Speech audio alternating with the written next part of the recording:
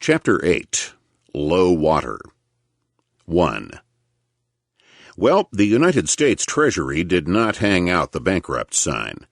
What happened instead was that President Cleveland, in his solitary strength, met a mad crisis in a great way. He engaged a group of international bankers to import gold from Europe and paid them for it in government bonds. The terms were hard, but the government, owing to the fascinating stupidity of Congress, was in a helpless plight.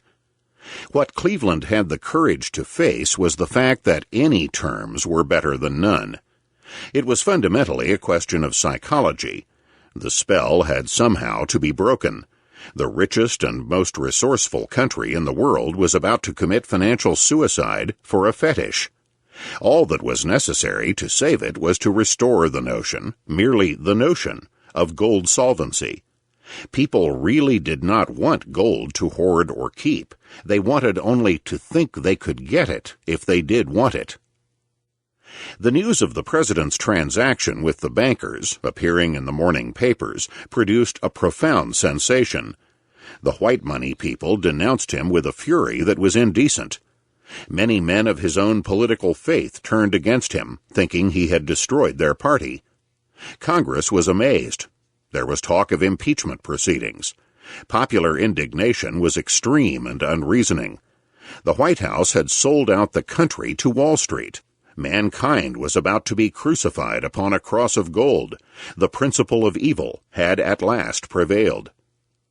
Thus people reacted emotionally to an event which marked the beginning of a return of sanity.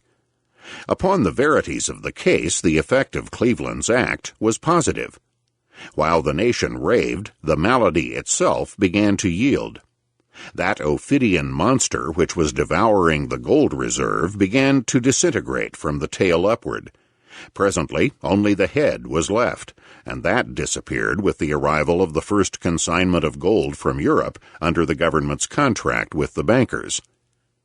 The full cure, of course, was not immediate, but never again were people altogether mad. As the tide reverses its movement invisibly, with many apparent self-contradictions in the surf line on the sand, so it is with the course of events. Between the tail of the ebb and the first of the flood, there is a time of slack with no tendency at all. That also is true in the rhythm of human activities. 2. Historically, it is noted that a stake set in the wet sand on the morning after the great Midwestern's confession of insolvency would have indicated the extreme low water mark of that strange ebb tide in the economic affairs of this country, the unnatural extent and duration of which was owing to the moon of a complex delusion. There was first a time of slack before the flood began to run, a time of mixed omens, of alternating hope and doubt. Yet all the time, unawares, the country grew richer because people worked hard, consumed less than they produced, and stored the surplus in the form of capital until the reservoirs were ready to overflow. As for the great Midwestern, everything came to pass as Galt predicted.